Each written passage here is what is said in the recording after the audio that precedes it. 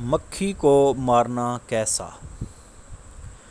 یاد رہے مکھیاں تنگ کرتی ہوں تو ان کو مارنا جائز ہے، تاہم جب بھی حصول نفع یا دفع ضرر یعنی فائدہ حاصل کرنے یا نقصان زائل کرنے کے لیے مکھی یا کسی بھی بے زبان کی جان لینی پڑے تو اس کو آسان سے آسان طریقے پر مارا جائے، خام خواہ اس کو بار بار زندہ کچلتے رہنے یا ایک وار میں مار سکتے ہوں، پھر بھی زخم کھا کر پڑے ہوئے پر بلا ضرورت ضربیں لگاتے رہنا یا اس کے بدن کے ٹکڑے ٹکڑے کر کے اس کو تڑپانے وغیرہ سے گریز کیا جائے۔